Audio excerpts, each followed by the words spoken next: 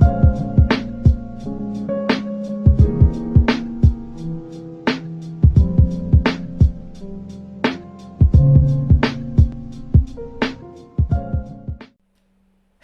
what's up everyone? This is Silver Slayer. Welcome back for another video. If you're new, then especially welcome to you. I post daily videos every single day covering the latest, freshest, most up-to-date, recent information in the world of silver. Why the prices are acting the way they are, but most importantly, what you should do about it. You cannot be blindly investing in today's day and age. There's a lot of adjusting and adapting that needs going on. I mean, look at the day and age we're living in. A single tweet from Donald Trump could send silver prices flying. I'm going to break down what that tweet really means and also how it's going to really affect the price of silver. So you got to be subscribed to at least a channel like mine that's going to be updating you guys on the truth, covering these very important articles, and, sharing some transparent insights. So right now, we know that Janet Yellen said some stuff about interest rates, and a lot of people actually took it out of context. There's a lot of stuff that she actually said afterwards, clarifying what she meant, but people took with the headlines and ran with it, and there's a lot of inaccurate trading going on, and it's really just a false flag. They're trading out of their heart instead of their head, and that comes from a very emotional spot. That's also why I say don't emotionally invest. A lot of this is a psychological mind game going on with, tensions running high, a lot of fear mongering, irrational decision making, and sometimes you need to take a step back, and that's probably the best thing to do.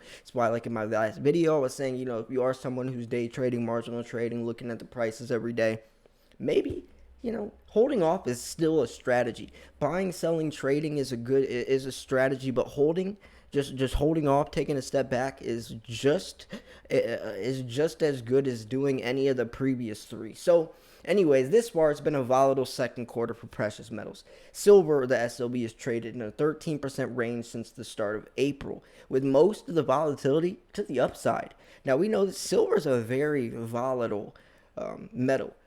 I call it gold on steroids, and rightfully so. The market of silver is much smaller, so it's affected to a much greater degree. Some people call it the devil's metal, more exaggerated version of gold on steroids, gold's little brother. There's a lot of different nicknames. But it really is. If gold's going to rise 10%, silver's going to rise 15, 20%. But it also works for the negative. If gold's going to drop 15%, silver's dropping 25, 30%. So it's a lot riskier, but there also is more reward. So when we're looking at, silver right now, silver and gold are going to get hit a little bit right now from the dollar strength from Janet Yellen's response, but I don't think that's going to be too long-lived. I don't see it. I mean, we're in the biggest commodities super cycle since 2011 from all this stuff happening. We know there's a direct correlation between the dollar index and precious metals, so that there's that stint in it, but that stint's not going to go very far because we then have to refer back to the trillions of dollars we're throwing out in stimulus and how that's not going to sit pretty with the dollar. So fortunately, the one area silver is leading is relative to gold. A great sign for the precious metal. Generally, the precious metals perform much better when silver's leading, and typically pullbacks with a bullish gold-silver ratio are simply violent corrections and is not the start of a new bear market. Let's take a closer look below. So as shown in the chart below, the gold-silver ratio continues to remain in a strong uptrend since the third quarter of last year and is now within a stone's throw of the new 52-week high. This outperformance during the recent 8-month correction in miners and metals suggests that there's no reason to give up on hopes of a new bull market in metals because silver continues to lead by a wide margin. At previous cycles or secular tops, silver has typically broken down and starting to make new lows versus gold, and that's not what we've seen recently. Now, we saw the gold to silver ratio as high as 125 to 1 last March. That was the highest, or that was the most undervalued, the cheapest silver's ever been compared to gold ever. With that, precious metals have been used as money, valuable for over 5,000 years. That in last March was the cheapest, most undervalued silver's ever been throughout the last 5,000 years. We literally saw history last year in March that will never be repeated or topped. We'll never see that again. Never. Now it's down to around mid 60s, which means silver has drastically outperformed gold over the last year or so. But 60s is still extremely high. If you think about it, the ratio comes out of the ground 8 to 1. It wasn't until 1930 when FDR got in office that the gold to silver ratio went from 16 to 1 to 75 to 1. So we saw this during April of 2011. Silver made a new 30-day low while gold was continuing its march to new highs. This was the canary in the coal mine for the eventual new highs gold would make 3 months later in August, suggesting the rally was not sustainable. So if we look at the chart of gold versus silver ratio, we can see that the long-term moving average yellow line was previously a major support level for this ratio. However, this has changed dramatically since silver began outperforming after the virus crash. Currently, this moving average now looks to be acting as resistance. And the brief outperformance of gold versus silver looks to be allowing this moving average to play catch up. Now the ratio is nearing resistance. If this is the case, we would expect this ratio to break down over the next 2-3 months and the gold to silver ratio to make new highs. Given that this ratio is sitting near resistance, any weakness in silver below $24, which would push the ratio towards resistance, providing a buying opportunity. So I like how they say opportunities, because a lot of times if silver gets low, if silver starts to drop, a lot of articles will come out talking about silver's a bad investment, sell all your silver. And it's funny they say sell when the price is low, but if the price is high, they're going to push buying. That's the exact opposite. It's buy low, sell high, not buy high, hope it goes higher. It's not buy high, sell low. No, you buy the dips, sell the tops. But for some reason, people need validation in higher prices. And when the price is low, they don't really care for silver. Not many people talk about it. But that is opportunity to lower your dollar per ounce average, get a great position in. And then once, it starts to rally again or, momentum picks up, then you're in the green.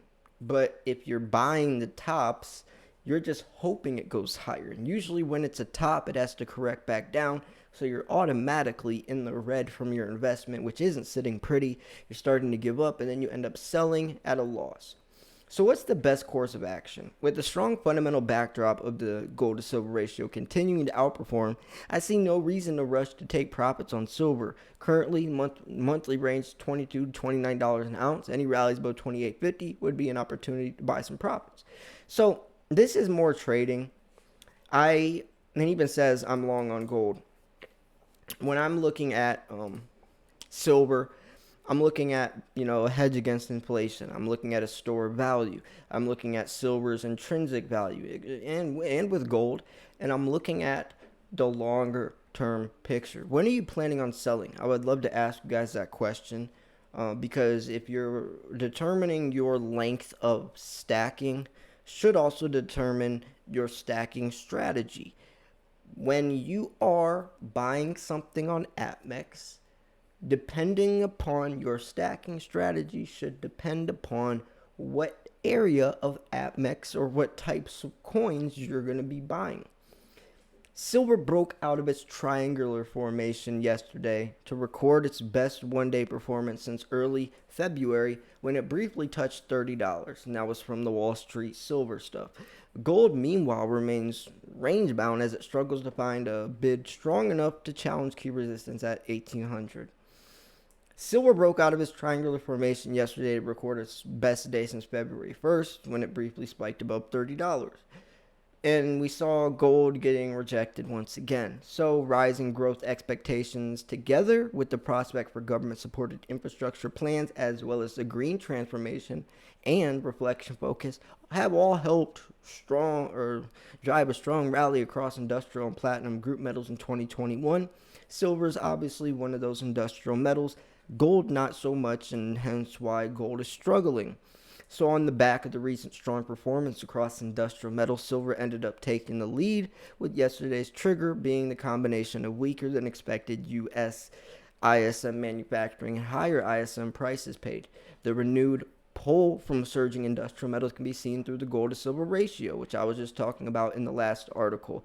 Right now it's around 66. So like I was talking about, it's mid 60s, but that's still extremely high. Yes, that sounds low when you're comparing it to the 125 to 1 that it was in March last year, but mid 60s is still high. When you look at for the past couple thousand years, it was 8 to 1, 16 to 1. And that was because that's the rate it came out of the ground. That's where the gold to ratio should be. How much, or the gold to silver ratio should be around what it comes out of the ground. But for some reason, in 1930, when FDR changed it from 16 to 1 to 75 to 1, that's this new normal. He single-handedly devalued silver. There's no reason silver should be 66 to 1. There's no reason silver should be 66 times cheaper than gold when silver does everything that gold does, but actually more. Silver is actually more rare than gold. Silver is actually used more in the world than gold. Silver is the most highly conductive metal for thermal conductivity and electricity and even light sensitivity. So I don't see why gold should be this royal metal that's so much more valuable when silver has more everyday uses. So while the double bottom of gold was confirmed on the recent break above $1,765, the lack of follow through and now multiple rejections below $1,800 has left traders somewhat bewildered. The short-term technical outlook, however, still looks promising from above $1,765 to break above $18. So we do see a lot of lagging with gold. It's not looking too hot for gold, and that's because, like I said in the beginning, even months ago, silver is going to take on a life of its own, because where gold strives, silver strives, but where gold lacks, silver still strives. When the industrial side of things starts to pick up, when the economy starts to recover, when we start pushing into the green energy stuff, electric vehicles, 5G towers, silver lithium-ion batteries, silver's going to benefit. But gold doesn't benefit in any of those because gold's not an industrial metal. It's solely a monetary metal. Silver is a monetary metal and industrial metal, so it's the best of both worlds. It's also why my name is Silver Slayer, not Gold Slayer. So anyways, I'm going to wrap this video up here. If you thought this video was educational, informational, at least entertaining, make sure to smash the like button.